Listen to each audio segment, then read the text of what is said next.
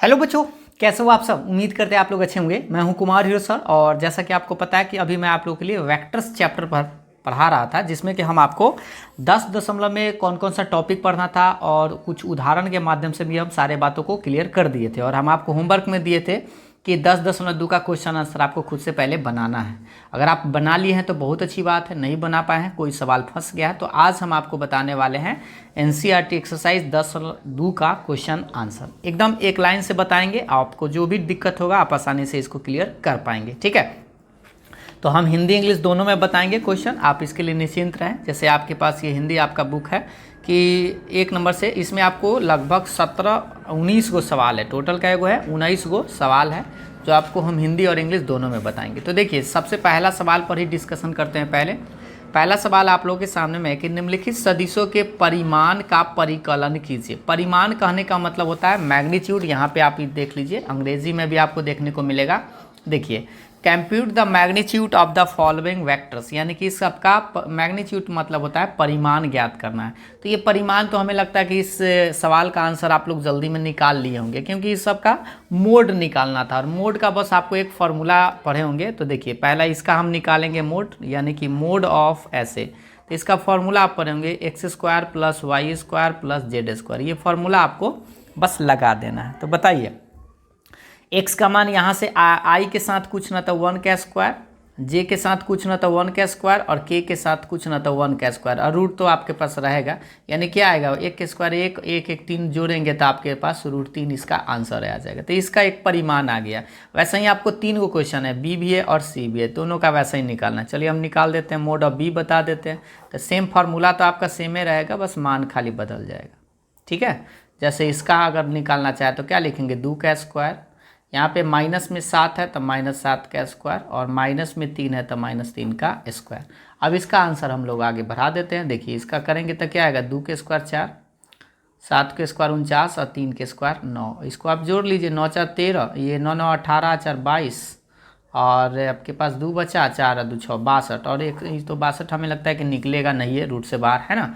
और तीसरा जो आपके पास है मोड ऑफ सी, यानी इसका परिमाण निकालेंगे इसमें। तो इसमें x का मान, y का मान और z का मान। ठीक है, तो 1/√3 का स्क्वायर, प्लस में है 1/√3 का स्क्वायर, लेकिन ये माइनस में है तो प्लस लिखिएगा, माइनस में अंदर ऐसे करके लिखिएगा। ठीक है, अब आप इसको बनाएंगे तो क्या आएगा, इसका भी आंसर देखिए। तो इसका आएगा 1/3, क्योंकि स्क्वायर कर रहे हैं रूट का। इसका भी 1/3, इसका भी 1/3। एलसीएम लेंगे तो 3 आएगा, ऊपर में 1 का 1 जोड़ेंगे तो 3, 3/3 कटेगा, 1 और 1 का वर्गमूल भी आपका 1 आता है। इसका आंसर भी आपका 1 आएगा। तो इस तरह से आप कहेंगे परिमाण का मतलब मोड होता है, और मोड आप बड़ी आसानी से निकाल सकते हैं, जो तीनों आपको आंसर समझ में आ गया होगा और संभवतः आप खुद से भी बना लिए होंगे। ठीक है, तो पहला प्रश्न आप लोगों का क्लियर हुआ। दूसरा प्रश्न पर आते हैं। दूसरा प्रश्न एक बार हिंदी में पहले देखिए। देखिए, ये भी बेचारा पन्ना भी फट गया है। समान परिमाण वाले 2 विभिन्न सदिश लिखना है, यानी कि मैग्नीट्यूड इसका सेम होना चाहिए, लेकिन डिफरेंट आपको वेक्टर लिखना है। मतलब ऐसा वेक्टर आपको 2 गो बताना है जिसका मैग्नीट्यूड जो है वह सेम होना चाहिए, लेकिन वह अलग अलग वेक्टर है, मतलब परिमाण जिसका सेम है। तो ऐसा आप हजारों करोड़ों उदाहरण आप सोच सकते हैं, जेकर परिमाण खाली मतलब मोड निकालने के बाद सेमे आना चाहिए, लेकिन वेक्टर आपका अलग अलग। तो हम मान लेते हैं, देखिए मान लेते हैं, पहला वेक्टर कुछ भी मान लीजिए आप, ऐसे i + j आप -2 के। ठीक है, ऐसा कुछ भी मान लिया। अब इसका परिमाण निकाल के देखिए, आप बता सकते हैं इसका परिमाण कितना आएगा। परिमाण मतलब मोड, मॉडुलस। तो इसका मॉडुलस निकालेंगे तो √अंडर करके 1 के स्क्वायर + 1 के स्क्वायर प्लस -2 का स्क्वायर। अब निकालिएगा तो 1 + 1 + 4, 4 और 2 कितना आएगा, √6। तो ऐसा ही एक और वेक्टर बताइए जिसका परिमाण √6 आवे। तो ऐसा तो बहुतों आप सोच सकते हैं, तो आप ज़्यादा दिमाग नहीं लगाइएगा, इसी को उलट पुलट दीजिएगा। ठीक है, जैसे i लिख दिए, 2 को इसमें घुसा देते हैं, यहाँ पे लिख दिए 2j और प्लस में k कैप। अब इसका भी परिमाण निकालिएगा ना तो √6 आएगा। बता देते हैं ऐसे निकाल के, देखिए 1 के स्क्वायर प्लस 2 के स्क्वायर प्लस 1 के स्क्वायर। अब इसका बताइए 4 और 2 6 ही आएगा, तो इसका भी रूट 6 आया। तो देखिए ऐसा ही आपको दूगो वेक्टर सोचना था जिसका परिमाण खाली बराबर आए लेकिन वेक्टर अलग अलग हो, है ना।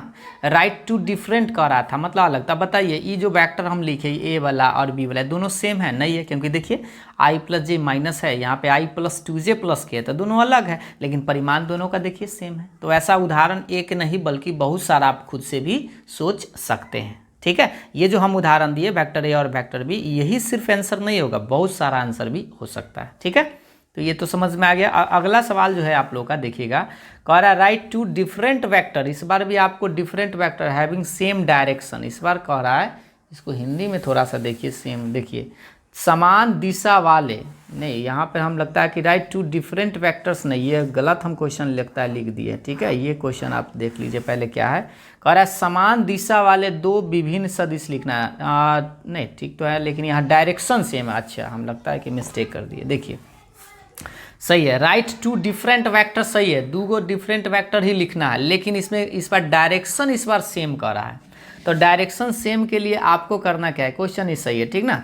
तो देखिए इसको हम क्या करेंगे, सबसे पहले सेम डायरेक्शन होना चाहिए। मतलब अगर मान लीजिए कोई वेक्टर अगर इधर जा रहा है तो एक और जो वेक्टर लीजिएगा वो भी आपका इधर ही चलना जाना चाहिए, और बड़ा हो सकता है छोटा भी हो सकता है, लेकिन डायरेक्शन दोनों का एक ही दिशा में होना चाहिए। तो इसके लिए कोई एक बड़ा वेक्टर ले लिए एक छोटा वेक्टर, तो इसके लिए ना आप मान लीजिएगा कुछ इस तरह से, मान लीजिए पहला वेक्टर कुछ भी मान लीजिए आप, जो मन है मान लीजिए। तो हम फिलहाल ही पहला वेक्टर ले लिए, इसी के अकॉर्डिंग याद रखिए जो प्लस साइन लिखे प्लस प्लस, अगर तीनों लिखे तो प्लस प्लस, अंक को आप एक मान लीजिए ये 2 फीट का है तो इसको आप 4 फीट कर सकते हैं, 6 फीट कर सकते हैं, इसी दिशा में आपको लेना है। तो आप क्या करिएगा, दूसरा वेक्टर लिखने के लिए इसी में 2 से गुना, 3 से गुना, 4 से गुना, कुछ से गुना कर दीजिए जो इच्छा है। तो चलिए इसको गुना कर देते हैं हम, 2 से गुना करते हैं तो 2i 2j और ये 6 के हो जाएगा। अब ये दोनों वेक्टर अलग अलग है लेकिन दोनों का डायरेक्शन एक के है, क्यों? क्योंकि देखिए ये तीनों पॉजिटिव है, तीनों पॉजिटिव है। अब इसका परिमाण निकाल के आप चेक कर सकते हैं, परिमाण निकालिएगा तो कितना आएगा, देखिए 1 का स्क्वायर, 1 का स्क्वायर, 3 का स्क्वायर, ठीक है। देखिए इसका परिमाण कितना आएगा, 9 10 1 11 है ना, तो 11 आया। और इसका परिमाण निकालेंगे तो इसका कितना आएगा, देखिएगा 2 के स्क्वायर, 2 के स्क्वायर 6 के स्क्वायर, तो ये आ जाएगा 4 + 4 + 36, ठीक है। अब ये आपका आ जाएगा कितना, 36 40 4 44 आ जाएगा। तो आप जानते हैं 11 × 44 तो 2√11 आया। तो ये √11 फीट का है, ये 2√11 फीट का, मान लो ये इतना का है, इतनी डबल है, लेकिन दोनों का डायरेक्शन सेम है। तो ये जो हम दूगो अपना मन से उदाहरण लिया, आप कोई दूसरा भी आप ले सकते हैं, क्योंकि बहुत सारा आप उदाहरण खुद से सोच सकते हैं। वो इसलिए क्योंकि बस आपको इतना ही याद रखना है, जैसा पहला वेक्टर लीजिएगा वैसा ही दूसरा लेना है, लेकिन उसमें आप 2 से गुना, 3 से गुना, 4 से गुना, 5 से गुना, अंक एकदम प्लस माइनस सेम रखिएगा, ठीक ना, और गुना कर दीजिएगा, वो आपका सेम डायरेक्शन में आ जाएगा। या सेम डायरेक्शन ऐसे इसका मतलब यह भी है कि कोलिनियर भी इसको कह सकता है। देखिए इसको भी देखिएगा तो कोलिनियर है, क्योंकि भाग देखिएगा ना तो सबका अनुपात बराबर आएगा, ठीक है। तो ये जो दूगो उदाहरण हम लिए हैं, ऐसा आप बहुत सारा सोच सकते हैं खुद से भी, और यहाँ पर भी आप दूगो जो उदाहरण लिए थे इस प्रश्न में, इसमें भी आप खुद से सोच सकते हैं, ठीक ना। अब आते हैं आपका नेक्स्ट प्रश्न। नेक्स्ट प्रश्न आप एक बार पहले हिंदी में देखिए। देखिए सवाल नंबर 4 कह रहा है x और y के मान ज्ञात करना है ताकि सदिश इतना और सदिश इतना समान है, यानी इक्वल होना चाहिए। तो देखिए find the values of x and y so that the vectors इतना एंड इतना आर क्या है, इक्वल कह रहा है। तो इक्वल वेक्टर्स होने के लिए हम आपको बताए होंगे, दोनों को आप इक्वल कर दीजिएगा। तो अकॉर्डिंग टू क्वेश्चन आप दोनों को इक्वल कर दीजिए। तो 2i cap plus 3j cap बराबर कर दीजिए xi cap plus yj cap. ये बड़ा सस्ता है, इससे आप बड़ी आसानी से बता सकते हैं। दो इक्वल वेक्टर्स कब कहे जाते हैं, जब उसका कॉरेस्पॉन्ड मतलब i के सामने i के बराबर, j वाला को j के बराबर। तो देखिए यहाँ 2 है और यहाँ x है, तो आप कह सकते हैं कि x का मान 2 होगा, इसमें तो कोई लफड़े नहीं है। और y का मान आप कह सकते हैं कि क्या होगा, 3 होगा, क्योंकि यहाँ पर 3 है, यहाँ पे y है, तो भाई बस सिंपल सी बात था। ये ऑब्जेक्टिव टाइप में आपका सवाल था, दोनों को बराबर करके x और y का मान कंपेयर कर देना, आंसर आ जाएगा, ठीक है। अब आते हैं अगला सवाल। देखिए find the scalar and vector component of the vector with initial point इतना, पहला पॉइंट ये है और टर्मिनल पॉइंट मतलब फाइनल पॉइंट ये है। और आपसे पूछ रहा है स्केलर कंपोनेंट और वेक्टर कंपोनेंट। पहले आप हिंदी में देखिए, देखिएगा एक सदिश का प्रारंभिक बिंदु ये दिए हुए हैं अंतिम बिंदु ये है, तो इस सदिश के अदिश एवं सदिश घटक, ये भी हम आपको बताए थे। तो पहला बिंदु है, अंतिम बिंदु है, तो पहले हम इस चीज़ को लिखते हैं। तो देखिए पहला बिंदु मान लीजिए यहाँ पे आपका पहला बिंदु ए है और अंतिम बिंदु यहाँ पे बी है। तो पहला बिंदु कितना दिया है 2,1, अंतिम बिंदु -5,7। इसको मिलाएंगे तो ये आपका वेक्टर ऐसे बनेगा, ठीक है, ये वेक्टर। तो आप याद कीजिए पहला बिंदु अंतिम बिंदु जब दिए हुए रहता है तो क्या आप ए बी वैक्टर निकाल सकते हैं। ए बी वैक्टर का एक फॉर्मूला आपको बताया था निकालने का, x2 - x1 i cap, y2 - y1 j cap, और एक और होता है z2 - z1 k कैप। तो यहाँ पर तक खैर दुइये को है तो आप दुइये को लिख के काम चला सकते हैं। x2 मतलब बाद वाला, ये आपका देखिए थोड़ा सा ये अभी आप जान लीजिए, ये x1 है, ये y1 है, ये x2 है और ये y2 है, ठीक ना। तो आप मान रख दीजिए, तब -5 - 2i कैप, 7 - 1 j कैप, और ई वाला में जेड वाला तो नहीं है तो 0 - 0 आप ऐसे रख सकते हैं या इसको हटा भी सकते थे। तो आपका आएगा माइनस में 7i और प्लस में 6j, ये क्योंकि देखिए 7 में से एक घटाना पड़ेगा। तो इस तरह से आपका ये आंसर आया। लेकिन ये किसका आंसर आया, ए बी वैक्टर निकला अभी। और आपसे वो क्या पूछ रहा है, वो पूछ रहा है स्केलर एंड वेक्टर कंपोनेंट बताना, सदिश और अदिश घटक बताना। तो देखिए इसमें आप ऐसे लिखिएगा, पहले scalar component, scalar component Hindi में बोलते हैं अदिश घटक, ठीक है। अदिश घटक का मतलब होता है इसमें स्केलर कौन कौन है, वो -7 है, 6 है, तो बस -7 और 6 बिना आई जे के लगा दीजिएगा, मतलब आई जे को छोड़ दीजिएगा तो वो आपका स्केलर कंपोनेंट है। इसी में अगर वेक्टर कंपोनेंट अगर लिखिएगा, वेक्टर कंपोनेंट सदिश घटक, तो सदिश घटक में आप ये सब उतार दीजिएगा, माइनस में 7i और कॉमा देके 6j, ये आपका आंसर है। उसमें देखिए स्केलर वाला में आपको आई जे के नहीं लिखना है, लेकिन वेक्टर वाला में आपको आई जे के लगा देना है, ठीक है, यही आपका आंसर है। तो सबसे पहले आप ये चीज़ आपको जानते हैं कि ए बी का मान इससे निकाल लेते हैं, और उसमें जो कांस्टेंट खाली है उसको स्केलर कंपोनेंट है जिसमें आई जे के भी लगल है कॉमा के रूप में अलग अलग कर दीजिएगा, वो वेक्टर कंपोनेंट हो जाएगा, ठीक ना। तो ये भी सवाल आपका संस्था ही था 5। आते हैं अब अगले नंबर सवाल की तरफ, देखिएगा। सवाल नंबर 6 कर रहा है, find the sum of the vectors, vector A बराबर, वेक्टर बी बराबर एंड वेक्टर सी बराबर। एक बार हिंदी में देखिए, किताब भी बेचारा अब नया लाना पड़ेगा। देखिए ये आपका क्या कर रहा है, 6 नंबर में सदिश वेक्टर ए, वेक्टर बी और वेक्टर सी का योगफल ज्ञात करना है। योगफल मतलब ये सिंपल सी बात है जिसको आपको खाली जोड़ देना है। जोड़ने का मतलब तीनों को जोड़ना है, ठीक है। तो ये तो संस्था था, इसमें कोई दिक्कत, vector A plus vector B plus vector C, यानी कि इसका मान निकालना है तो तीनों को जोड़ दीजिए। वेक्टर ए का मान रखिए i 2j प्लस के प्लस, आप बी वाला मान रखिए तो -2i प्लस 4j और प्लस 5k, ठीक है। और प्लस में ये अब सी का मान ये देख लीजिए कितना, i -6j अब माइनस में 7 के, ऐसे। अब तीनों को क्या करना है, जोड़ देना है। तो जात वाला को जोड़िएगा, आई वाला को आई के साथ जोड़िएगा, तो ये एगो आई प्लस में है, अब प्लस में एगो आई है तो 2 आई, लेकिन यहाँ -2 आई तो कट ही जाएगा, यानी कि 0 × i आप बोल सकते हैं, ठीक है, कट गया इसलिए। -2 अब प्लस में 4 तो देखिए, और यहाँ -6 है तो -6 अब -2 -8 हो गया, और 4 प्लस में, तो 4 में से 8 घटेगा तो माइनस में 4 बचेगा, समझ रहे हैं ना। ये एगो है, ये 5 है तो 6 में से 7 घटा देंगे तो माइनस में 1 बचेगा, यानी आपका फाइनल जो आंसर आएगा 4j माइनस के, ये आपका -4j माइनस के, ये आपका राइट आंसर होगा, ठीक है। क्योंकि दोनों को बस आपको क्या, तीनों को आपको क्या कर देना था, जोड़ देना था, ठीक है।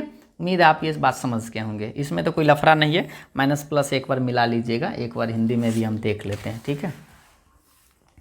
हाँ देखिए i -2j प्लस के, ऐसे भी यहाँ से जोड़ लीजिए, 1 और 1 2 में से 2 कट ही गया, और ये 4 और ये -8 माइनस में जे, ठीक है। और 1 और 5 6 एकदम सही है, ठीक है, 1 5 6 बिल्कुल सही, ये आपका फाइनल आंसर है। अब अगला सवाल पर आते हैं, इसमें ज़्यादा समय लगाने की जरूरत नहीं है।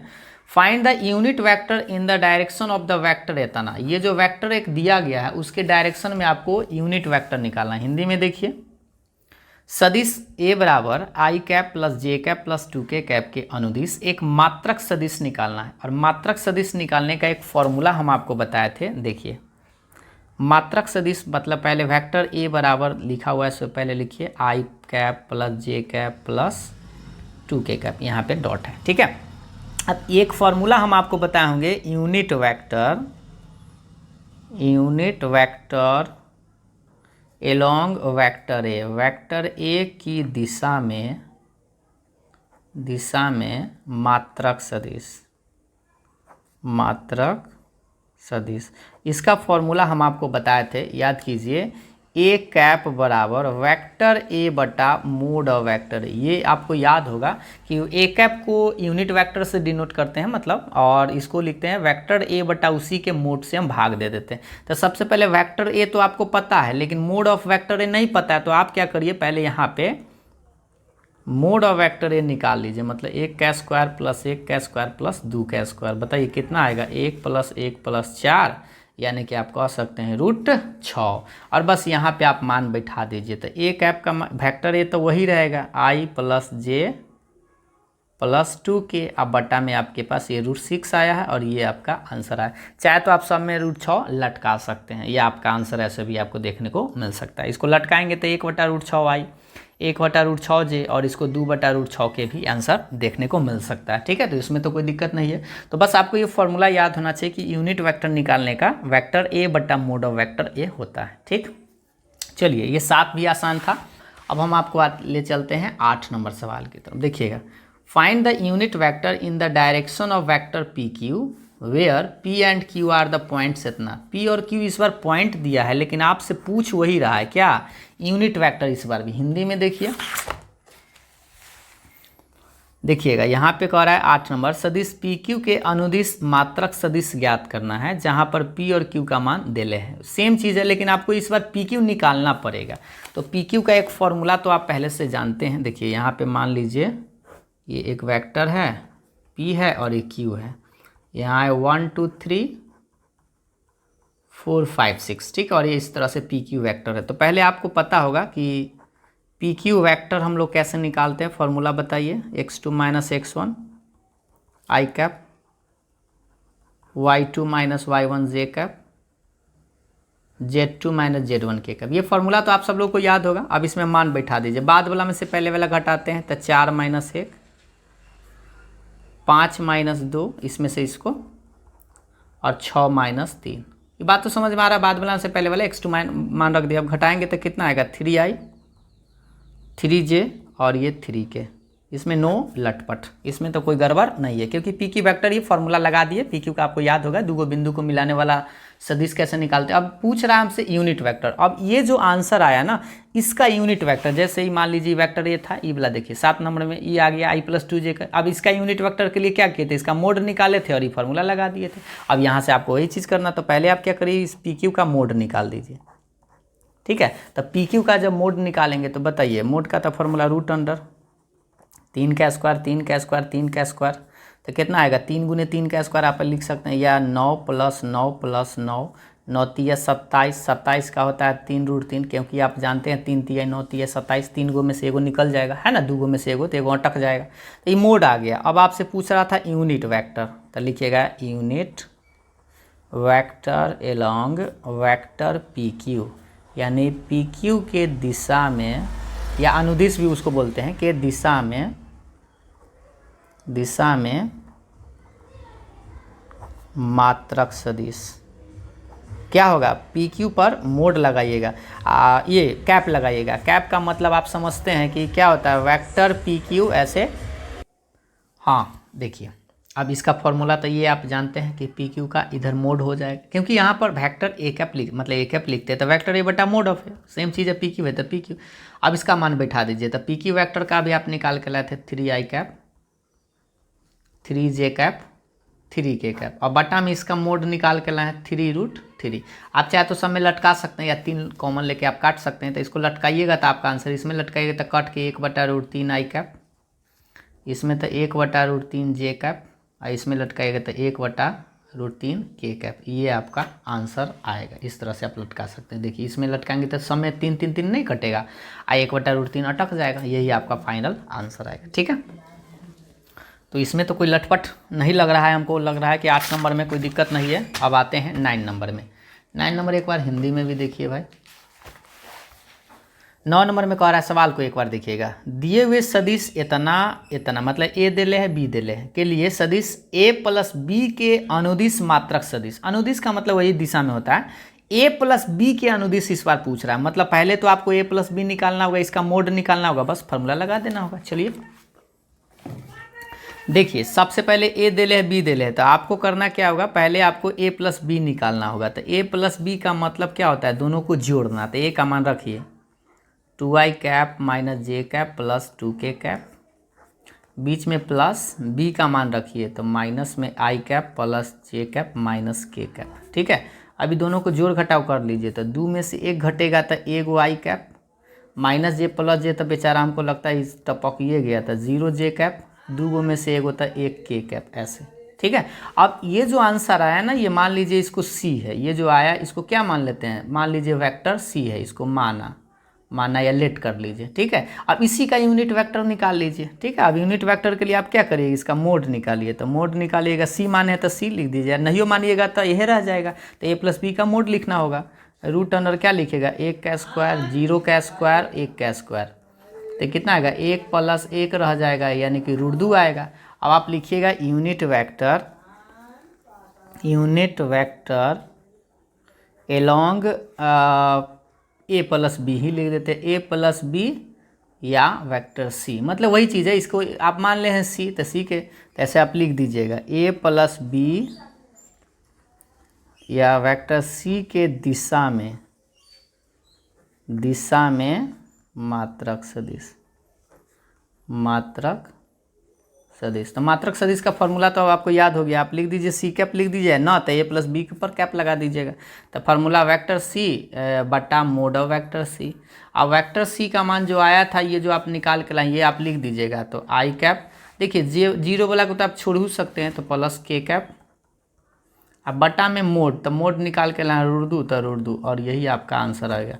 चाहे तो आप लटका भी सकते हैं, ऐसे भी लिख सकते हैं, 1/√2 आई कैप, 1/√2 k कैप, और जे कैप तो बेचारा घरे चल गया, क्योंकि देखिए माइनस प्लस बेचारा टपक जाएगा। ठीक ना, तो इसमें तो हमें लगता है कोई दिक्कत ना होना चाहिए था, है ना। बस आपको ध्यान देना है कि ए प्लस बी का यूनिट वेक्टर निकालना था, तो ए प्लस बी पहले निकाल लीजिए, उसका यूनिट वेक्टर निकाल लीजिए। ठीक है, अब अगला जो आप लोग के सामने सवाल है, एक बार आंसर आप लोग सब लोग जरूर मिला लीजिएगा बुक से, अगर कोई आंसर ना मिले तो आप कमेंट करके बताइएगा ज़रूर। ठीक है, उसका हम समाधान बता देंगे।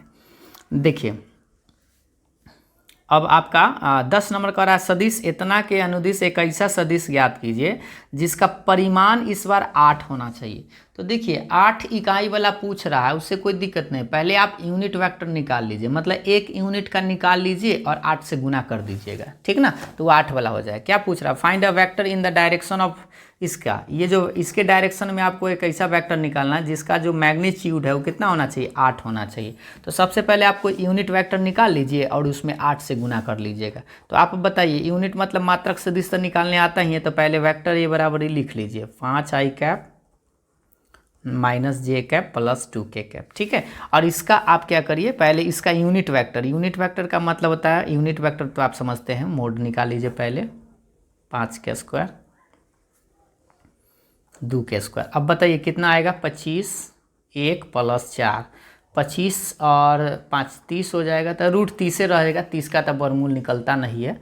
अब यूनिट वेक्टर पहले आप निकालिए, तो unit vector along vector A की दिशा में मात्रक सदिश, तो मात्रक सदिश मतलब ए कैप, तो ए कैप का तो फॉर्मूला वेक्टर ए बटा मोड ऑफ वेक्टर है। ठीक है, अब आप इसमें मान रख दीजिए, तो वेक्टर ए कितना है, 5i कैप माइनस जे कैप प्लस 2k कैप, अब बटा में मोड कितना आया, √30। तो ये आंसर जो आया वो यूनिट का आया है, आपका फाइनल आंसर नहीं हुआ है, क्योंकि अभी तो आप यूनिट वेक्टर निकालें, तो ये 1 किलो का दाम निकला है, लेकिन आपसे वो कह रहा है कि 8 किलो का दाम। तो आप लास्ट में लिखिएगा रिक्वायर्ड वेक्टर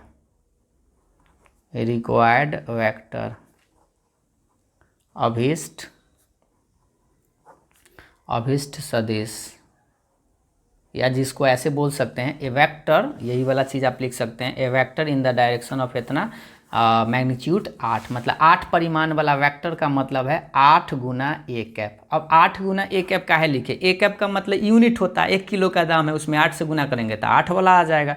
तो 8 के 8 ए कैप के मानी तो आपके पास आया 5 आई कैप। ये जो इसको आप चुपचाप छाप दीजिए ऐसे, ठीक है। और अब आप चाहे तो 8 से गुना कर सकते हैं, तो 8 पचे 40, लटका भी सकते हैं, सबको लटका भी दीजिए इसको। तो माइनस में 8/√30 जे कैप, आर दूनी 16/√30 और के कैप, ये आपका आंसर है। क्योंकि 8 पचे 40 8 और आर दूनी 16 और सब में √30 आपको लटका देना। यही अगर मान लीजिए 7 परिमाण वाला पूछता था, 7 से गुना, 20 परिमाण वाला पूछता था 20 से, मतलब जितना मैग्नीट्यूड का है लास्ट में आपको गुना कर देना। पहले आपको यूनिट वेक्टर निकाल लेना है। यूनिट वेक्टर तो अब आपको याद हो गया, रटा ही हो गया है ना, खुद से रट लिए होंगे। और उसके बाद आपको 8 से गुना कर देना था, तो आपका फाइनल आंसर ये आएगा। ठीक, उम्मीद है आपको यहाँ तक समझ में आया है। अब हम आपको ले चलते हैं अगला। अब देखिए 11 नंबर सवाल देखिए, सो डैट द वेक्टर्स इतना एंड इतना आर कोलिनियर। अब कोलिनियर का मतलब आप समझते हैं, थोड़ा सा हिंदी में देखिए पहले। दर्शाइए कि सदिश इतना और इतना संरेख है। तो देखिए संरेख के बारे में हम आपको पिछले वीडियो में भी बताएं कि संरेख होने का शर्त क्या है। तो संरेख होने के लिए आपको अनुपात बराबर होना चाहिए, दोनों का अनुपात बराबर आना चाहिए। तो सबसे पहले आप इसको ए मान लीजिए या कोई बी करके मान सकते हैं, 2i कैप, ये पहले वेक्टर ए मान लीजिए, और वेक्टर बी मान लीजिए, कुछ भी करिए, ए और बी, ये आप दूसरा चीज़ भी मान सकते हैं। अब इस दोनों का अनुपात निकालिए, ठीक है ना, ये निकाल के चेक करिएगा। अब सबका अनुपात इतना, सबको सामने सामने भाग दीजिएगा। तो आप इससे में इसमें भी दे सकते हैं, ये इसमें ऐसे आपको बताए होंगे B1/A1, B2/A2 और B3/A3, ऐसा फॉर्मूला आपको बताए होंगे। अनुपात बराबर होना चाहिए। तो ये B1 देखिए, B लिखे हैं तो बी वाला से मान लिखिएगा, ए लिखे हैं तो इसमें से मान लिखिएगा सामने सामने। तो देखिए -4/2, क्योंकि B2 ये है 6/-3, और ये कितना है -8/4। इस सबको काटेंगे ना, अगर आप काटिएगा तो आपको मिलेगा -2 और -2। तीनों क्या मान बराबर है? अगर तीनों मान बराबर है तो आप कह सकते हैं vector A and vector B are collinear, यानी कि संरेख है। इस तरह से आप बोल सकते हैं, ठीक है। कोई दिक्कत नहीं होना चाहिए, सवाल सस्ता था, बस आपको ये कंडीशन याद होना चाहिए कि दोनों का अनुपात अगर बराबर आता है तो संरेख है, अगर बराबर न आता है तो संरेख नहीं है, ठीक ना। आप अगला सवाल देखिएगा, 12 नंबर सवाल देखेंगे। Find the direction cosine. यहाँ पे इस बार आपसे पूछ रहा है direction cosine of the vector इतना। हिंदी में देखिए, देखिएगा 12 नंबर कह रहा सदिश i cap plus 2j cap plus 3k cap की दिक कोसाइन ज्ञात करें। तो दिक कोसाइन निकालने के लिए भी हम आपको एक फार्मूला बताए हैं। अब आपको बस याद होना चाहिए दिक कोसाइन निकालने का। पहले वेक्टर ए बराबर मान लीजिए ये वाला i plus 2j plus 3k cap, ठीक है, ये मान लिए। अब इसका डायरेक्शन कोसाइन का एक फार्मूला आपको बताए थे। डायरेक्शन कोसाइन का फार्मूला आप याद कीजिए, x/√अंडर, y/√अंडर और z/√अंडर। याद है कि आप लोगों को ये फार्मूला बस है, याद होना चाहिए।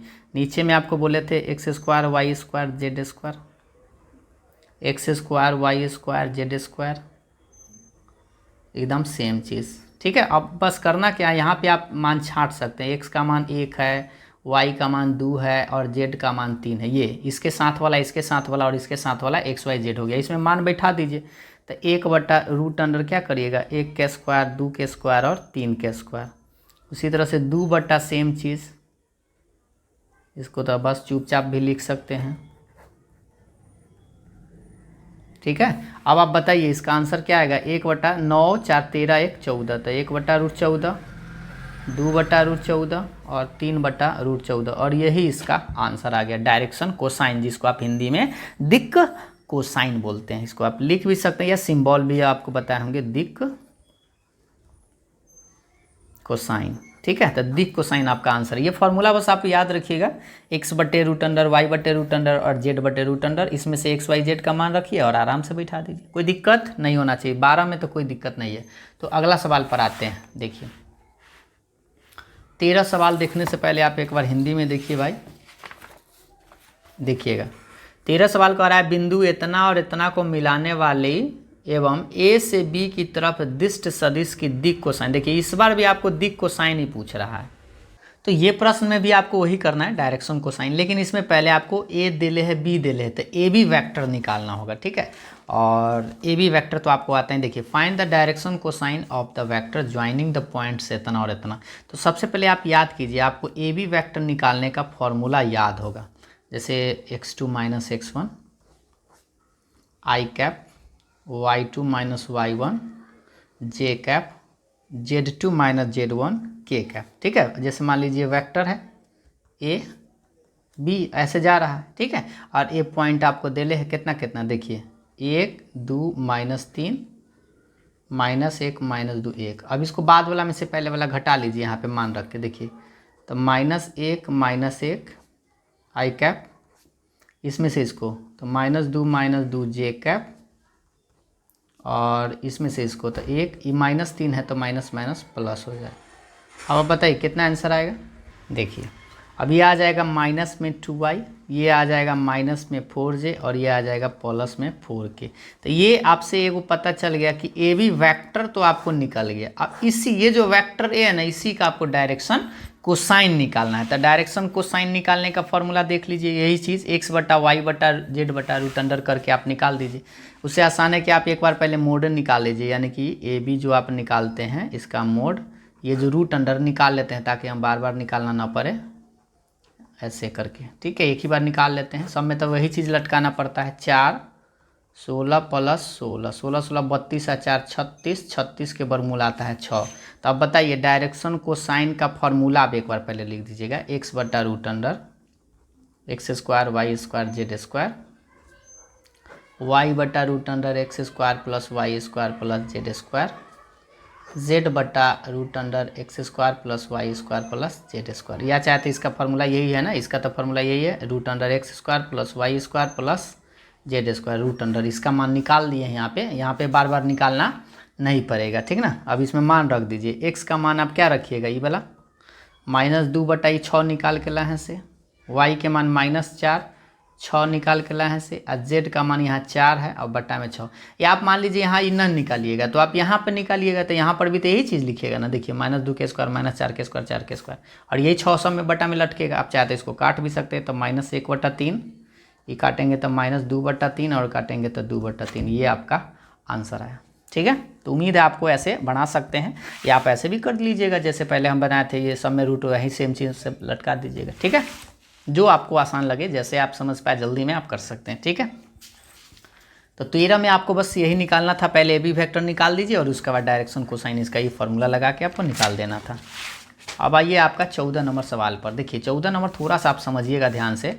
पहले अंग्रेजी में देखिए, उसके बाद हिंदी में दिखाते हैं। सो डैट द वेक्टर्स इतना is equally inclined to the axis O X O Y और ओ जेड। जैसे ये देखिए एक्सिस आप समझते हैं, ऐसे हम बताए होंगे, आपका ये x है, ये y है, ये z है। ठीक है, और ये कोई वेक्टर आपके पास कुछ इस तरह से एक वेक्टर है, और ये x एक्सिस के साथ y एक्सिस के साथ ऐसे अल्फा, ये बीटा, और ये होता है गामा। ठीक है, ये आपका गामा 3 गो बनाता है, alpha beta gamma 3 go.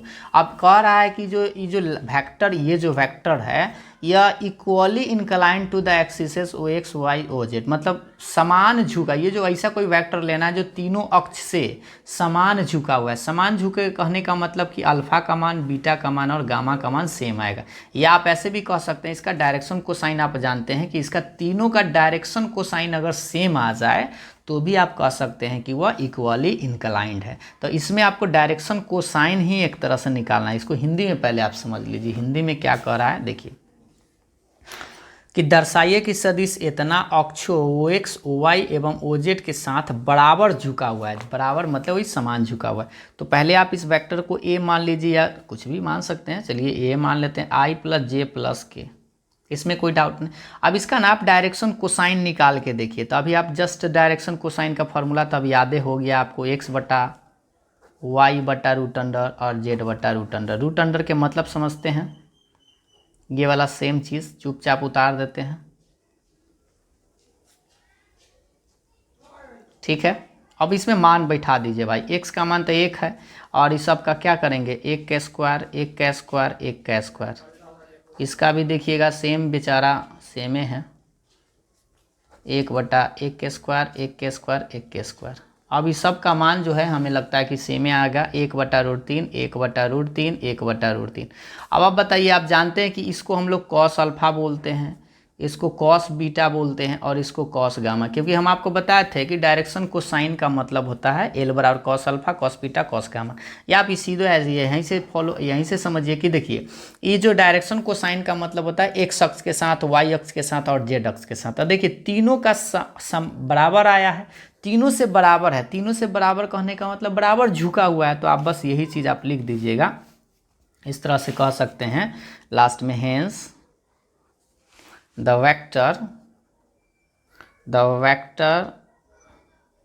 Vector A बराबर आप लिख लीजिए आई प्लस जे। वही क्वेश्चन है, आप बस इसको लिख देना, इतना इज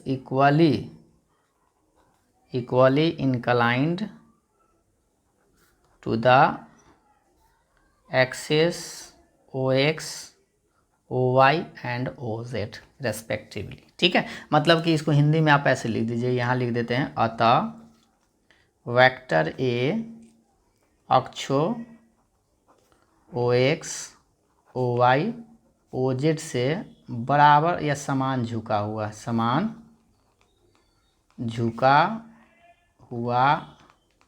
है, ये चीज़ आपको लिख देना। ठीक है, इसमें आपको एक चीज़ ध्यान देना था कि भाई कैसे जाने कि डायरेक्शन को साइन निकालना है। तो डायरेक्शन को साइन से ही ना पता चलेगा कि वह तीनों का मान बराबर आ रहा है कि नहीं। तीनों का मान बराबर आने का मतलब वो समान झुका हुआ है। तो बस आपको डायरेक्शन को साइन निकालना है, तीनों का देख लेना है कि सेम आ रहा है कि नहीं। सेम आ रहा है तो बस इसको आप कह सकते हैं कि समान झुका हुआ है। तो इसमें कोई डाउट नहीं होना चाहिए, बस डायरेक्शन को साइन निकालिए, तीनों बराबर है तो समान झुका हुआ है। ठीक है, अगला सवाल पर आते हैं। अगला सवाल आप लोग के सामने में ये था, थोड़ा सा ये लंबा है लेकिन आप टेंशन नहीं लीजिए। Find the position vector of a point R which divides the line joining two points P and Q whose position vectors are इतना एंड इतना रेस्पेक्टिवली इन द रेशियो भी दिए हुए और एक कह रहा है इंटरनली है और एक एक्सटर्नली है। हिंदी में समझिए, पहले वो कह क्या रहा है 15 नंबर कि बिंदु इतना और इतना को मिलाने वाली रेखा को 2:1 के अनुपात में एक बाह्य विभाजित करने वाले बिंदु R का स्थिति सदिश ज्ञात करें। तो एक बस यहाँ पे अंत विभाजन का फॉर्मूला, एक बार बाह्य विभाजन का फॉर्मूला आपको लगा देना है, बस फॉर्मूला याद होना चाहिए। चलिए हम आपको याद दिलाते हैं। सबसे पहले अंत विभाजन का फॉर्मूला, जैसे मान लीजिए यहाँ पे इस पिक्चर के सहारा से इसको समझिए। जैसे ये पॉइंट आपके पास एक P है और एक पॉइंट Q है। P पॉइंट का पोजीशन वेक्टर दिए हुए हैं। ठीक है, क्या क्या दिए हुए हैं देख लीजिए। P पॉइंट का I प्लस 2J माइनस के यहाँ पे लिखे हुए हैं और यहाँ पे लिखे हुए हैं I प्लस J और प्लस के। ये तो पोजीशन वेक्टर है, इसलिए इसको आप प्लस के रूप में लिखे हुए। अगर पॉइंट के रूप में लिखेंगे तो क्या आएगा 1 2 -1 -1 1 1 ऐसे। ठीक है, अब यहाँ पे आपको करना क्या, ये वेक्टर मान लीजिए इस तरह से है। अब आपसे इसमें एक पॉइंट कहीं पे आप मान लीजिए R है। ठीक है, क्योंकि R ही कह रहा है, देखिए R है, पॉइंट R आपको निकालना है। और जो रेशियो दिए हुए 2:1 मतलब ये ज़्यादा ही कम है। ठीक है, इसको आपको बड़ा लेना है। इस मान लीजिए यहाँ है। ठीक है, P आपका कहाँ है, यहाँ है। ठीक है, और ये थोड़ा बड़ा ही छोटा है, तो यह 2:1 में विभाजित कर रहा है। तो आपको इस R पॉइंट का मान निकालना, अंत में भी और बाह्य में भी। तो सबसे पहले देखिए P पॉइंट का पोजीशन वेक्टर लिखे हुए हैं, तो आप P को OP मान सकते हैं। OP बराबर ये दिए हुए है I प्लस 2J माइनस के और OQ का मान दिए हुए हैं -I प्लस J प्लस के। ठीक है, और इसको आप A मान सकते हैं, वेक्टर A मान लीजिए, इसको वेक्टर B मान लीजिए। तो A भी पता हो गया। अनुपात भी दिए हुए, रेशियो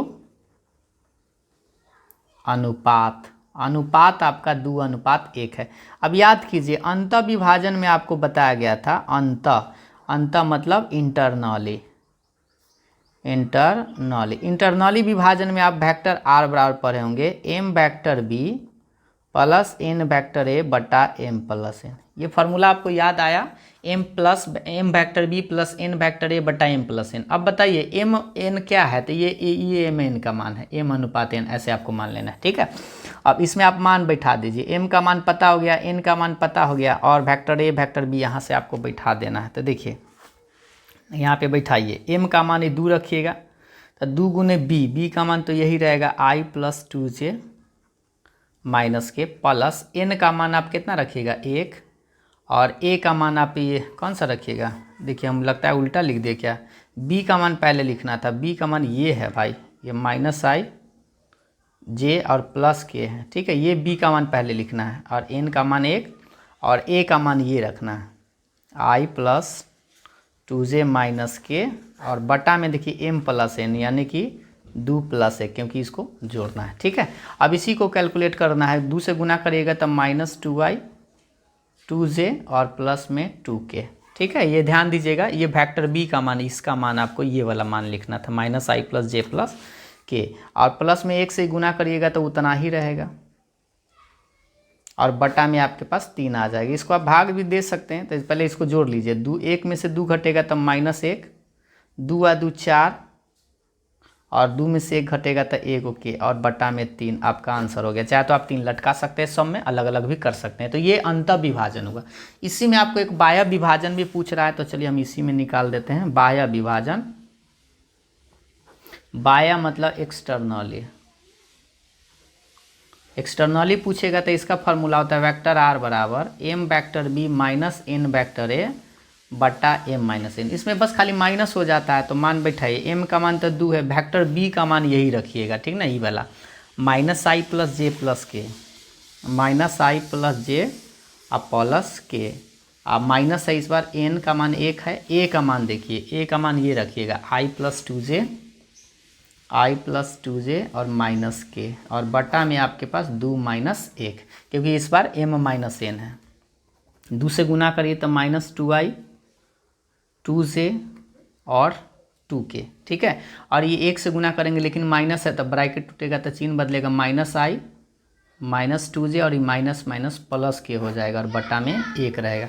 एक लटकाइए चाहे ना, इसको देख लीजिए, माइनस 1 माइनस 2 तो माइनस 3, 2 आ 2 तक कट ही जाएगा, तो आप इसको 0j लिख सकते हैं, और 2 आ 1 हो जाएगा 3 के, ठीक है। तो फाइनल आंसर आप ऐसे आपको देखने को मिलेगा minus 3i plus 3k cap, ये आपका आंसर हो गया। और जे 0 वाला को आप छोड़ सकते हैं। तो इसमें हमें लगता है कि आप गड़बड़ाइएगा नहीं, बस माइनस प्लस ध्यान देना है, एक एक चीज़ को आप देख लीजिएगा, ठीक है।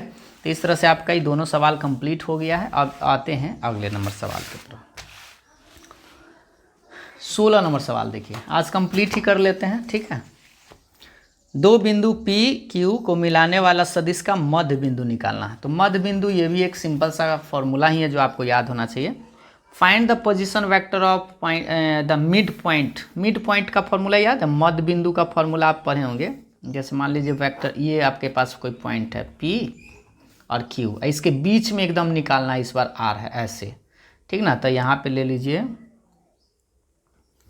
2 3 4 4 1 माइनस 2, ठीक, और इसके बीच निकालना है। तो इस बार ये जो इसमें आई जे के लगाइएगा, मतलब ओपी वेक्टर जो होगा इसका पोजीशन वेक्टर ऐसे निकालते हैं ना, आपको याद होगा, पिक्चर हम ऐसे अब कई बार बनाए होंगे, थ्योरी वाला में आपको बताए होंगे, ठीक है। यहाँ पे ओ है, तो इस तरह से ये निकालते हैं, ये वेक्टर ये होता है, तो इसका इसमें आई जे के लगा दीजिए, ठीक है। और वेक्टर बी जो होगा ये ओ क्यू होता है, ओ क्यू, तो इसमें आई जे के लगा दीजिए, तो 4i कैप प्लस जे कैप माइनस 2k कैप। तो ये ए बी पता चल गया। अब इसका मिड पॉइंट का फॉर्मूला आपको याद होना चाहिए, मिड पॉइंट मध्य बिंदु,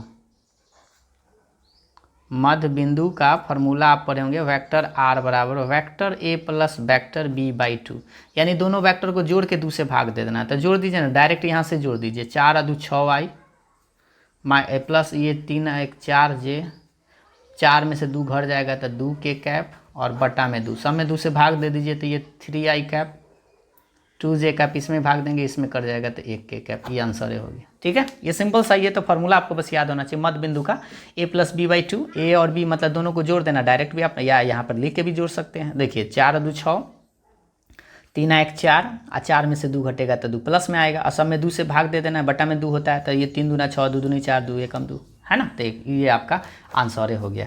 अब हम आपको ले चलते हैं 17 नंबर सवाल की तरफ। देखिए 17 नंबर एक बार सवाल पहले आप हिंदी में पढ़ लीजिए, उसके बाद इंग्लिश में। दर्शाइए कि बिंदु ए बी सी जिनकी स्थिति सदिश क्रमशः ए बी और सी एक समकोण त्रिभुज के शीर्ष का निर्माण करते हैं। समकोण त्रिभुज का आप पढ़े होंगे, जिसको पाइथागोरस थ्योरम यहाँ पे लागू करेगा। पाइथागोरस देखिए, पहले अंग्रेजी में देखिए। Show that the points A B C with position vector A, vector B and vector C respectively from the vertices of a right angle triangle। Right angle triangle का मतलब आप लोग समझते हैं।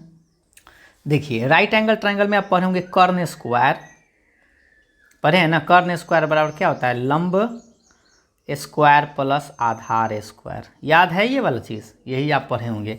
तो यानी कि एगो का जोड़ मतलब दूगो के जोड़ के तीसरा के बराबर आना चाहिए, वर्ग के, है ना, इस तरह से। तो हम कहेंगे समकोण त्रिभुज है। तो सबसे पहले इसमें क्या दिए हुए? पोजीशन वेक्टर दिए हुए है पॉइंट का। तो हम एक ट्रायंगल बनाते हैं, ठीक है। जैसे आप ए पॉइंट का ए बराबर दिए हुए हैं, ठीक है, ए। तो ओ ए दिए हुए हैं, ओ बी दिए हुए हैं और ओ सी दिए हुए हैं। ये तो ओ ए कितना है, ओ बी कितना है, ओ सी क्या है, ये तीनों दिए हुए पॉइंट के पोजीशन वेक्टर से। देखिए समझिएगा, आप सोच रहे हो कि सर ओ ए कहाँ है, तो गौर से देखिए। So that the points A B C है ना ये वाला, इसका विथ पोजीशन वेक्टर, ये जो है पोजीशन वेक्टर है ए बी सी। तो यहाँ पर इसको आप ओ ए मानिए, इसको आप ओ ए समझिए, ये ओ बी है और ये ओ सी है। तो इसको हम लिख देते हैं, पहले आप हिंदी में भी एक बार देख लीजिए। देखिए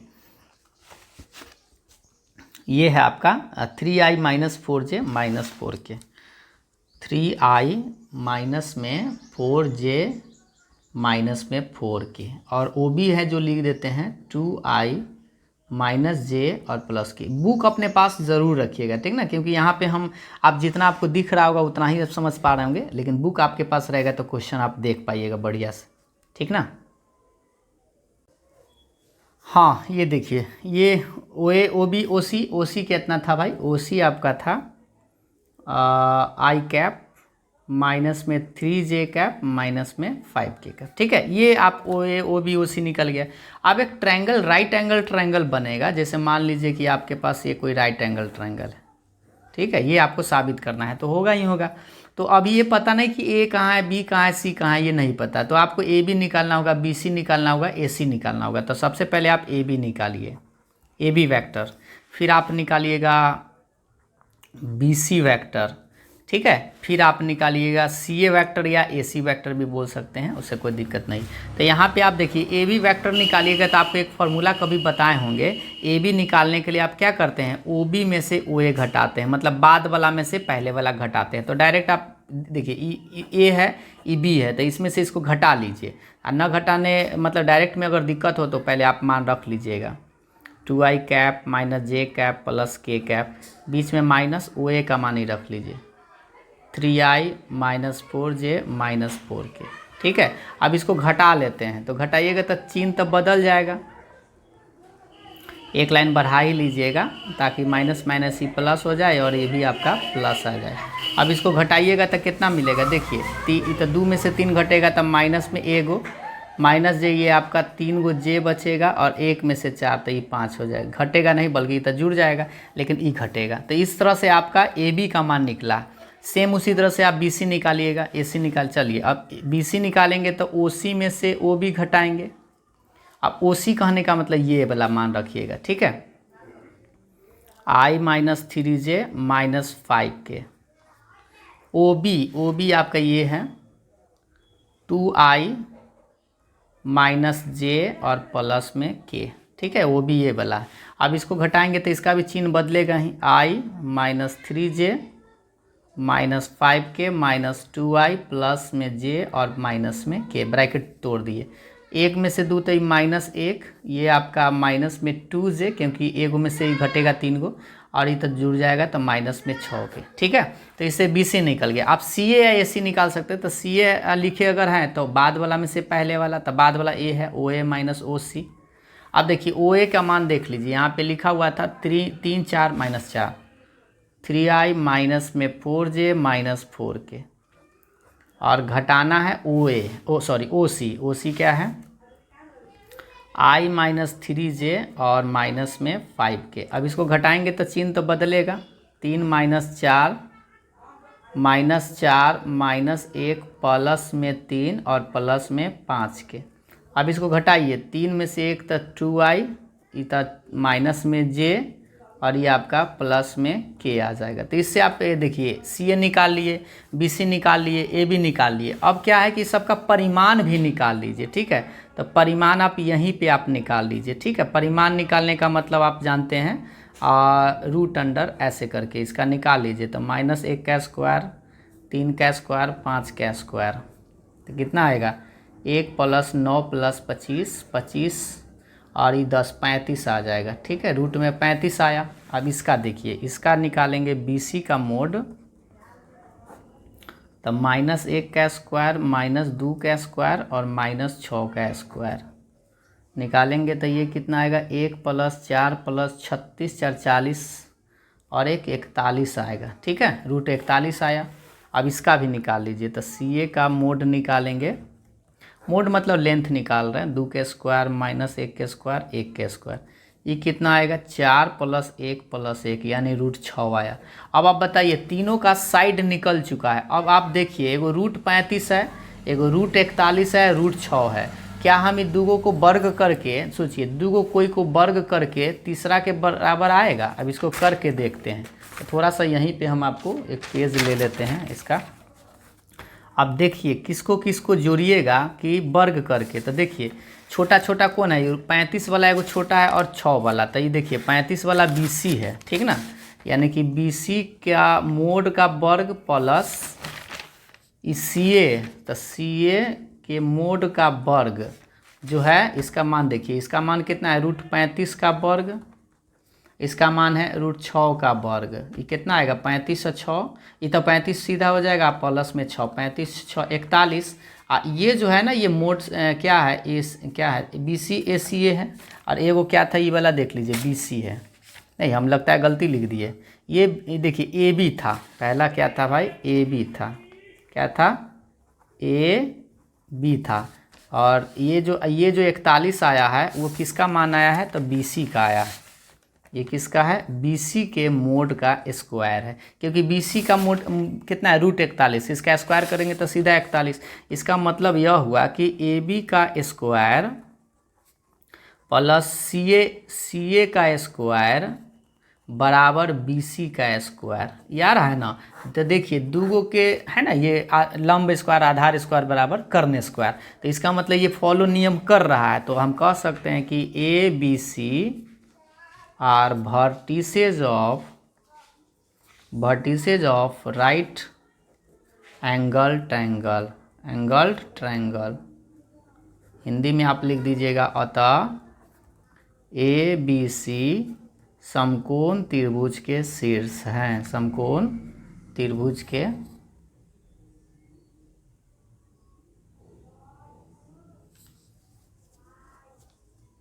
को आप लिख सकते हैं समकोण त्रिभुज के शीर्ष है, शीर्ष बिंदु, ठीक है। ये आपका आसानी से आप क्लियर कर पाएंगे। अब हम आपको ले चलते हैं अगले सवाल की तरफ। अब दूगो आपके पास ऑब्जेक्टिव है जो आप ऑब्जेक्टिव समझ पाएंगे। देखिए कह रहा है कि त्रिभुज ABC का आकृति 10.18 निम्नलिखित में कौन सा कथन सत्य नहीं है। ये जो ट्रायंगल लो आपको फॉलो करना है, इसमें कौन सत्य नहीं पूछ रहा है। तो सबसे पहले इस पिक्चर को ही देखिए, यहाँ पे हम बना दिए थे ABC ऐसे है। तो आप याद कीजिए, एक ट्रायंगल लॉ आप पढ़े होंगे, हम आपको बताया भी होंगे। ट्रायंगल लॉ में आप क्या पढ़े थे कि AB इतना प्लस इतना, यानी कि BC बराबर होता है किसके, AC के बराबर। ये चीज़ तो आप पढ़े हैं। और इसके मदद से देखिए कि चारों में से कौन सही हो सकता है। तो देखिए पहला AB लिखे, BC लिखे हुए और AC नहीं बल्कि यहाँ CA है, इधर आया है। तो इसको हम देखते हैं, इसी से आप क्या चारों कंडीशन ला सकते हैं कि नहीं। तो देखिए इसको हम ऐसे लिख सकते हैं, ये तो पहला सही था लेकिन ऐसा ऑप्शन तो है नहीं। BC प्लस AC इधर आके -AC लिख सकते हैं और बराबर के बाद आपका 0 वेक्टर बचेगा, ठीक है, क्योंकि बराबर के बाद कुछ नहीं था 0। अब ऐसा ऑप्शन है क्या, देखिए तो AB + BC -AC है, यानी कि ये तो आपका सही में जाएगा, ठीक है। तो ये तो आपका एगो सही हो गया। इसी से आप चाहे तो एक और निकाल सकते हैं। देखिएगा AB + BC ही छोड़ दीजिए, ये -AC है ना, इसको आप उलट दीजिएगा, यानी CA अगर ऐसे कर दीजिएगा तो भी आप एक लिख सकते हैं। क्योंकि याद कीजिए हम आपको कई बार बताएं, AC जो है इसको उलट के CA लिखिएगा तो इसमें माइनस आ जाता है, डायरेक्शन चेंज हो जाता है तो साइन बदल जाता है, याद है ना? ऐसे आप याद कीजिए, AB बराबर हम आपको बताएंगे माइनस में BA होता है, ठीक है। तो यहाँ पे इस चीज़ को कर सकते हैं, माइनस AC है तो इसको प्लस CA कर सकते हैं। तो ऐसा ये भी ऑप्शन आपका सही है, ये भी सही है, ये भी सही है। तो आप देख लिए ऐसा है क्या, AB BC और माइनस यहाँ AC लिख दिया है। तो बताइए माइनस AC वाला ये तो सही था ही, ये तो आपका सही था ही, लेकिन यहाँ पे देखिए ये CA प्लस में लिखा है, ये भी आपका सही है। देखिए AB BC और CA, तो ये भी तो आपका सही है, AB BC CA, यह भी आपका करेक्ट है। तो यानी कि आपका पहला ऑप्शन भी सही है, दूसरा भी सही है, तीसरा सही है। चौथा थोड़ा देख लेते हैं, चौथा आपका होगा कि नहीं। ऑप्शन एक बार मिला लीजिए भाई। हाँ एक सेकेंड, यहाँ पे हमको लगता है ये हम मिस्टेक से लिख दिए हैं, ये AC नहीं था, ये CA था, ठीक है। अब CA यहाँ माइनस में लिखा है लेकिन होना चाहिए प्लस में, तो इसलिए ये गलत हो जाएगा, क्योंकि आप क्या एक बार देख लीजिए यहाँ पे हमें लगता है ये माइनस में CA है, ठीक है। अब जैसे ही माइनस में CA है तो बताइए माइनस में CA तो आया नहीं, हमें तो प्लस में आया, क्योंकि उल्टेंगे तो चिन्ह बदल जाएगा। तो ये माइनस CA तो माइनस नहीं, ये गलत है, ठीक है, ये गलत है। अब इस सही है कि गलत, इसको चेक करते हैं। देखिएगा AB, इस CB है ना, इस BC को उलट दीजिए तो माइनस में आप CB लिख सकते हैं, आई प्लस में CA रहेगा बराबर 0, ये भी आपका सही है। तो ऐसा ऑप्शन भी ला सकते हैं, मतलब ये भी सही है, यह भी सही है, यह भी सही है। एक गलत है जो ऑप्शन आपका C नंबर, और यही आपको गलत ही पूछ रहा था, नॉट ट्रू। कौन सही नहीं होगा, तो ये नहीं होगा, क्योंकि अगर ई सही है, पहला सही है तो दूसरा तो गलत हो जाएगा, क्योंकि यहाँ C है, यहाँ भी CA था, तो ये प्लस वाला सही है तो माइनस वाला तो गलत होगा ही होगा, ठीक है। तो ऑप्शन C आपका सही आंसर। अब आपका लास्ट क्वेश्चन ये है आपका ऑब्जेक्टिव टाइप में, देख लीजिए कि वेक्टर ए और वेक्टर बी दो संरेख सदिश है, तो निम्नलिखित में कौन सा कथन सही नहीं पूछ रहा है, सही नहीं आपको बताना है, ठीक ना। तो देखिए यहाँ पे अंग्रेजी में थोड़ा सा लंबा पड़ेगा। If A and vector B are two collinear vectors, कौन वेक्टर है, कोलिनियर है, then which of the following is not or incorrect पूछ रहा है। इनकरेक्ट मतलब कौन सही नहीं है। हाँ इसको देखिए, पहला ऑप्शन है आपके पास वेक्टर बी बराबर lambda vector A for some scalar. Collinear के लिए देखिए यहाँ पे क्वेश्चन में हिंदी और इंग्लिश में थोड़ा सा हमें लगता है कन्फ्यूजन है, देखिएगा ध्यान से, इसमें क्या कह रहा है से देखिए। ये तो सही लिखे हुए हिंदी में, वेक्टर बी बराबर लैम्डा वेक्टर ए एक अदिश राशि है, तो ये तो सही है। कोलिनियर होने के लिए हम आपको याद दिला देते हैं, ऐसा हम आपको बताए थे कि वेक्टर बी बराबर लैम्डा वेक्टर ए आना चाहिए, या ऐसे बोले थे ना B1/A1, B2/A2 और B3/A3, ऐसे अनुपात बराबर होना चाहिए। तो अनुपात बराबर है, चाहे ऐसे भी बोल सकते हैं, ठीक है। लेकिन यहाँ पर क्या कह रहा है, गौर से देखिए, पहला तो सही बोल रहा है कि vector B lambda vector A के बराबर होना चाहिए, तो ये तो सही बात है, ये पहला ऑप्शन तो आपका सही हो जाएगा। लेकिन आपसे इनकरेक्ट पूछ रहा है, ध्यान से देखिएगा, इनकरेक्ट मतलब असत्य पूछ रहा है। गलत कौन है, हिंदी में देखिए सत्य नहीं है, मतलब सही नहीं पूछ रहा है। तो पहला तो आपका आंसर सही में जाएगा, दूसरा गलत है, क्योंकि ये नहीं हो सकता है, ये प्लस माइनस नहीं लिया जाता। लैम्डा का मान आप कोई अंक कोई भी कांस्टेंट हो सकता है, लेकिन ऐसा ऑप्शन नहीं होता है, ठीक ना। तो ऑप्शन बी गलत हो जाएगा, क्योंकि सही नहीं पूछ रहा है। और पूछ रहा है ए और बी के क्रमागत घटक समानुपाती है, और अंग्रेजी में देखिएगा यहाँ पे ध्यान से, द क्या है, respective components of vector A and vector B are not लगाए हुए, यहाँ पर नॉट प्रोपोर्शनल कह रहा है। अब हिंदी में ही देखिए, तनी यही कन्फ्यूजन हो गया है कि वेक्टर ए वेक्टर बी के क्रमागत घटक समानुपाती है, में नहीं ना लिख ले है, यही गलत है, इसमें आपको नहीं है ऐसे लिखना है, ठीक है। तो नहीं जब लिखेगा तो सोचिए होता है कि नहीं होता है, होता है, ये कह रहा न होता है, तो ये तो गलत बात है, ये गलत बात है, यह भी गलत बात है, और ये सही बात है, ठीक है। तो ये गलत, देखिएगा ध्यान से, ये गलत, ये भी गलत, लेकिन अभी तक ये सही गया है। अभी लास्ट देखते हैं, both the vectors vector A and vector B have same direction but different magnitude. अब बताइए कि इसको हिंदी में समझिए भाई, दोनों सदिश वेक्टर ए और वेक्टर बी की दिशा समान है परंतु परिमाण विभिन्न है, तब उसको कोलिनियर बोलते हैं। याद कीजिए कोलिनियर में हम क्या बोले थे, दिशा से कोई लेना देना नहीं है, कोलिनियर के लिए पैरेलल होना चाहिए। देखिए ये भी तो कोलिनियर है कि नहीं है, क्योंकि दिशा तो अलग अलग है, तो अलग अलग भी पैरेलल हो जाएगा, तो पैरेलल हो सकता है, यानी कोलिनियर हो सकता है। तब both vectors vector A and vector same direction, direction same की जरूरत है क्या, सेम हो भी सकता है, सेम नहीं भी हो सकता है, तो बट डिफरेंट मैग्नीट्यूड, तो ये गलत है, सेम डायरेक्शन नहीं होता है, सेम डायरेक्शन हो भी सकता है, नहीं भी हो सकता, तो ये भी आपका गलत कथन है। तो ये गलत है, ये गलत है, ये भी गलत है, सिर्फ आपका पहला सही आंसर है। तो आप लेकिन आंसर कैसे दीजिएगा, तो पूछ रहा था इनकरेक्ट कौन है, मतलब गलत कौन है, तो गलत में आप आंसर लिखिएगा बी, सी और डी, ये आपका आंसर में आएगा, क्योंकि यही गलत है। 3 गो गलत है, सिर्फ एगो सही है, ठीक है। लेकिन हिंदी वाला में आप कंफ्यूज हो जाएगा, हिंदी वाला में एहो सही था। देखिए, अगर हिंदी में देखिएगा ए और बी कर्मागत घटक समानुपाती होता है, तो समानुपाती तो होता ही है, लेकिन इंग्लिश के अकॉर्डिंग हमें नॉट लगाए हुए देखिए, और इसमें भी आपको नहीं लिखना है, तो नहीं है इसका मतलब ये भी गलत हो जाएगा। तो ये गलत, ये गलत, ये भी गलत, तो सही कौन है, ए गो है। तो आपसे पूछ रहा सही नहीं है, तो नहीं तो 3 गो आंसर हो जाएगा बी, सी, डी, ठीक है। तो इस तरह से आप आंसर आराम से दे पाएंगे। तो ये आप लोगों का एक्सरसाइज फिनिश हुआ, और अब हम आपको अगले वीडियो में बताएंगे 10.3 के बारे में, फिर आपको थ्योरी पढ़ाएंगे, उदाहरण के समझाएंगे, और तब हम आपको एक्सरसाइज बनाएंगे, ठीक है। तो अगर आप इस एक्सरसाइज को पहले से कंप्लीट कर लिए थे तो बहुत अच्छी बात है, नहीं तो इस वीडियो को देख के आप पूरा कंप्लीट ज़रूर कर लीजिएगा। और हाँ, कोई डाउट हो तो कमेंट करके ज़रूर बताइएगा। Thank you. फिर मिलते हैं अगले वीडियो में, लाइक ज़रूर करिएगा।